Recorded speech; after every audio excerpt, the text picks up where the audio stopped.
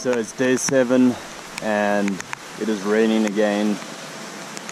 It's still beautiful, and today Carla and I have split up. We're actually going separately. We're driving at our own pace because I'll explain a bit more in a bit. I just am taking a quick break here.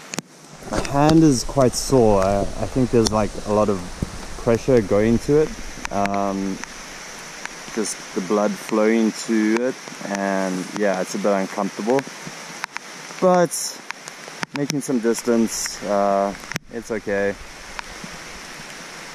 Yeah. Now this is a great example of some of the ups and downs of a road trip.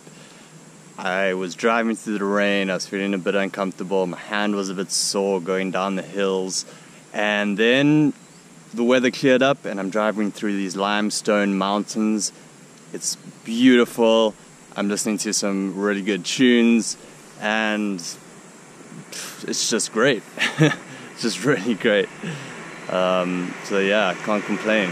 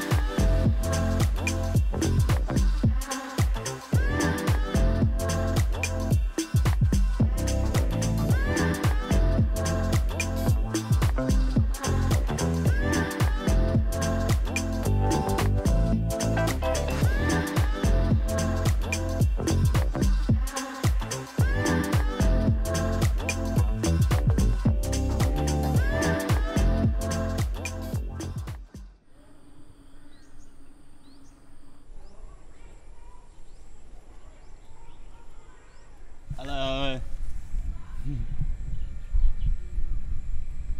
Good morning, it's Alex here from Ninja Teacher, and it's day 8 on the road, and I'm just outside a small town called Hongke, and it is a day after the last vlog because I stayed 4 nights there, 2 nights actually, because I just wanted to let my hand heal up a bit. So as you saw in the previous vlogs, it got a little bit scratched up when I took a fall, and it's healing up now, but I just wanted to give it some rest because when I'm on the motorbike the blood flows down my arm to the wound and you're really supposed to be keeping it up. Got some kids here behind me interestedly looking at me. Whenever I ride past they all wave and say hello, hello. It's really nice. Hongke was just a small town like any others, kind of like what you see behind me, just some houses. There's a little lake over there which was nice, so I had coffee in the mornings by the lake. And it was good not to ride yesterday because it was raining the whole day. Today in the morning it was raining too, but now it's cleared up a bit, so I've got some good open roads. They're really nicely paved here, so I'm going to try and make some distance today. Oh, hi! Hello! Hello. Khỏe. Khỏe. Cảm ơn. Chú tên là gì? Tên Thành. Tên Thành. I am Thai.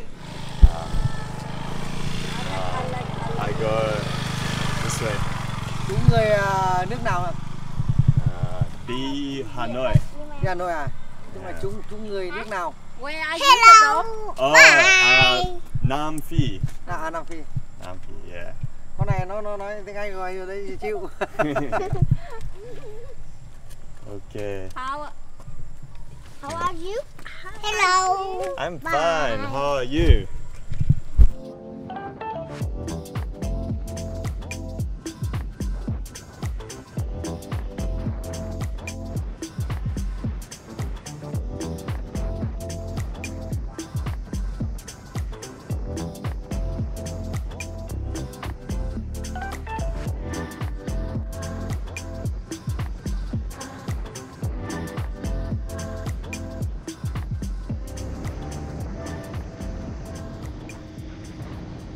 So the mountains have opened up into rice fields and things are getting a lot flatter.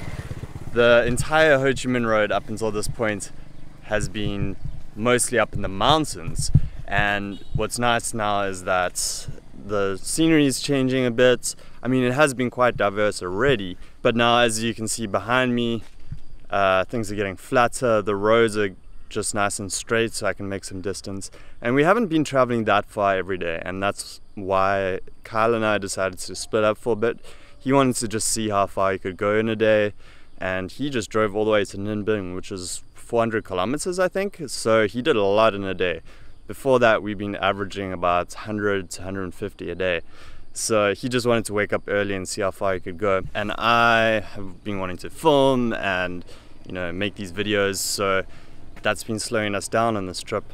But it is also nice to make some distance, you know, getting far in a day is a nice feeling. So I'm gonna do a bit more today, get a fairly long day in. Just with my hand, I didn't want to rush things and push too much.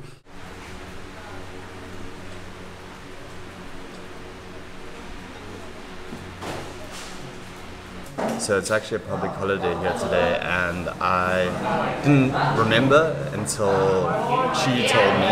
So Chi, if you don't know, works at Ninja Teacher TESOL Academy for us. She's our school's network manager. She's Vietnamese. So I was talking to her about paying her today, paying her salary, and she was like, oh, it's a public holiday, so the banks won't be open. Oh yes. And then luckily she told me that last night, so I went and filled up with gas, and good thing I did, because every single gas station is closed today.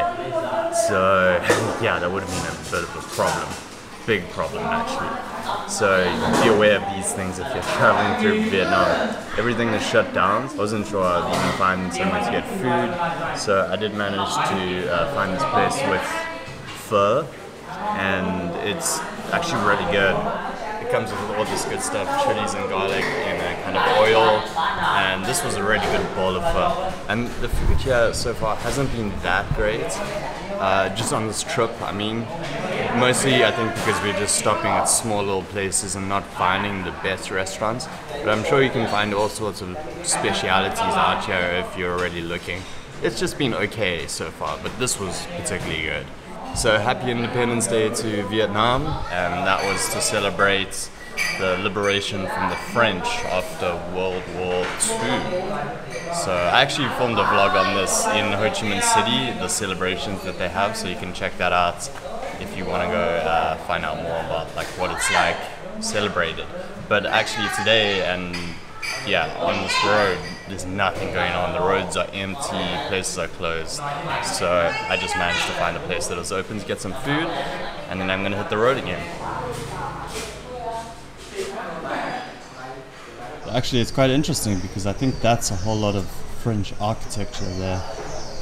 And then there's the Vietnamese sign there, like propaganda looking sign. Very interesting, seeing as it's Independence Day.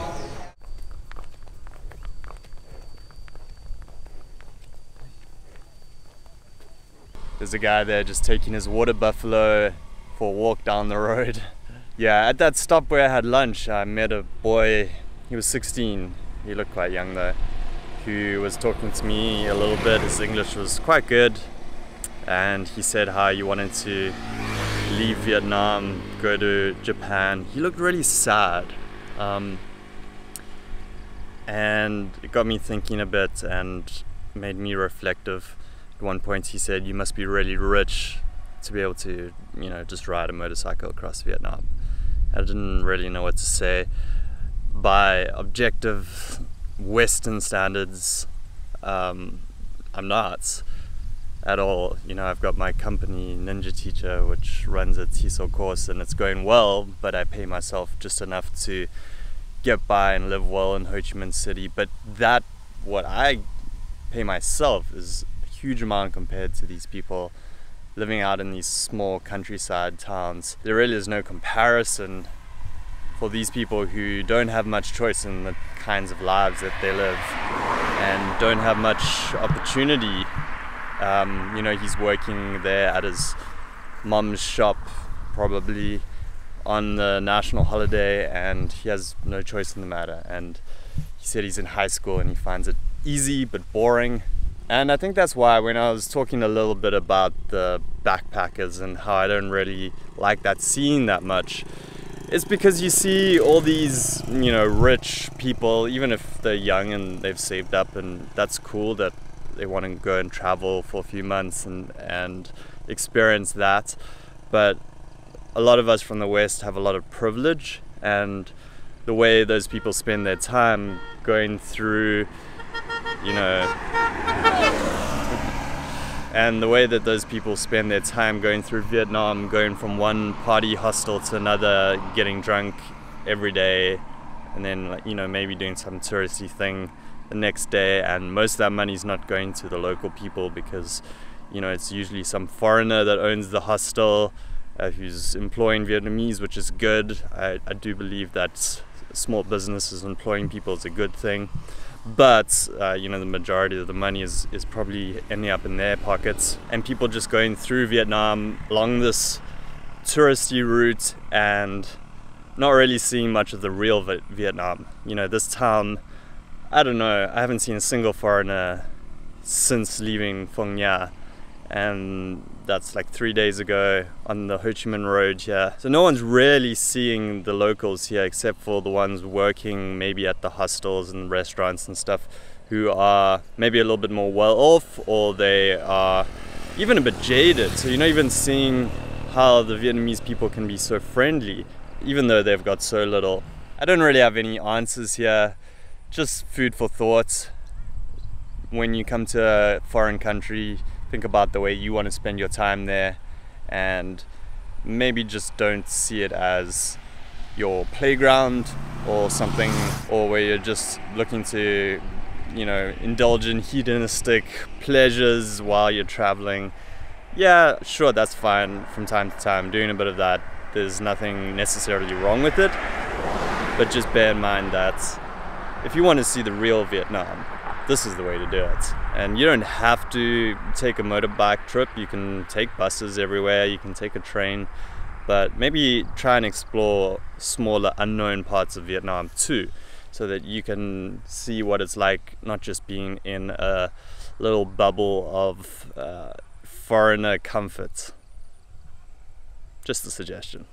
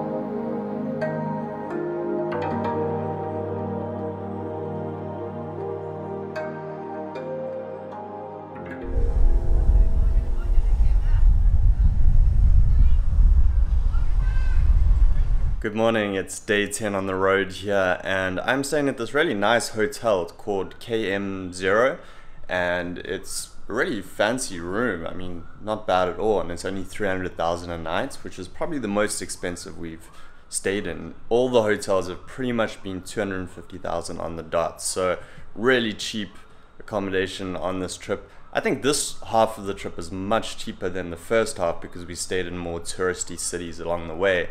Versus here, the food is, you know, $1 a meal or less, and the rooms are as low as that. And the interesting thing about where I am right now is that this is the start of the Ho Chi Minh Trail.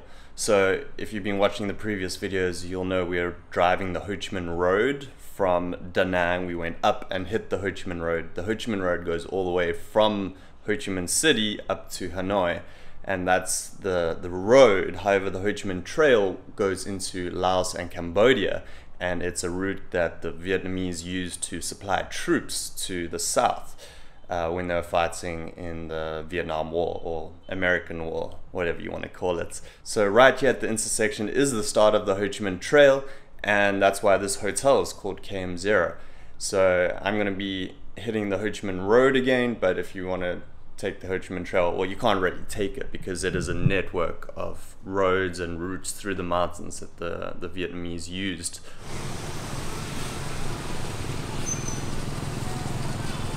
By the way, a lot of this info I've got from Tom's guide, which is linked below. Vietnam Coracle, I mentioned before, he's now a friend of mine that has given us a specific route, so go check out the routes. It's got all the dots on the map where we have stayed.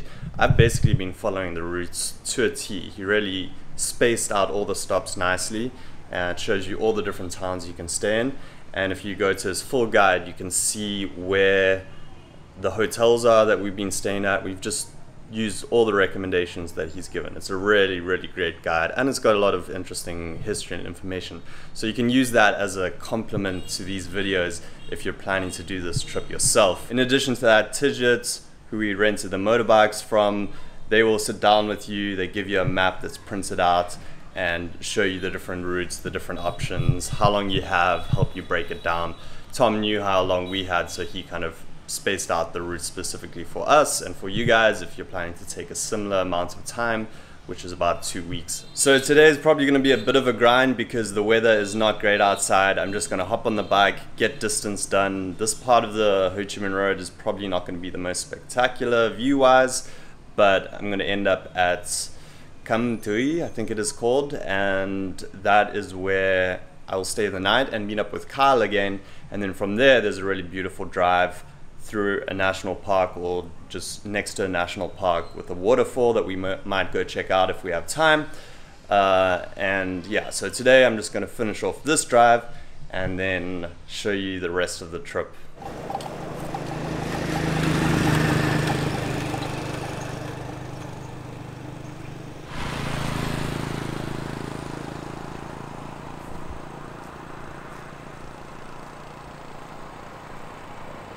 These water buffalo on the side of the road are grazing hard, and they just were staring at me too.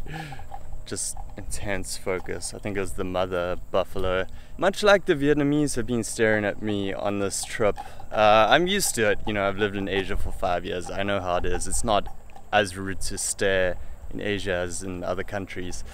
But on this trip, it's actually getting to me, you know. I thought I got over that. But you know, someone driving by on a motorbike with his wife on the back, and he like taps her and says "Tay, Tay," like foreigner, and like points at me, and then they all do a 180 degree like all the way around as they drive past. It just gets a bit annoying, you know. If they're friendly, it's fine, but after a while, see, that guy's friendly. He just waved and was like, "Hey, this truck driver is friendly." Everyone's friendly. I just don't like it when people stare at you and just like pointing and stuff. So I've done a little over 100 kilometers and it's been pretty boring driving. The roads are just not great and it's through usual kind of Vietnamese back towns that aren't that exciting. It's been quite straight. Nothing much to write home about, but now it's starting to get a little bit more pretty, and there are these plantations of some kind of tree. I'm not sure exactly what they are. There's a lot of them. If you guys know what this is, let me know. Be interested. You go through all sorts of different things here. It might even be tea. No, tea's smaller plants. No, it's not tea. But there have been tea fields, rice fields, other things.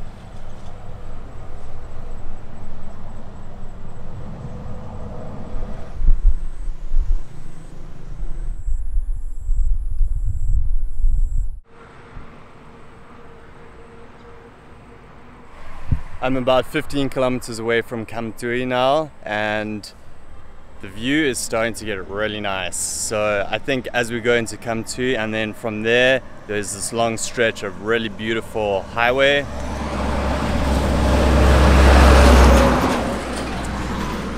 But this road, as you can see, is not that great. There's quite a lot of trucks. The road itself is not good. The last few days have just been compared to the days before, where it's just been absolutely amazing, empty roads winding through the mountains.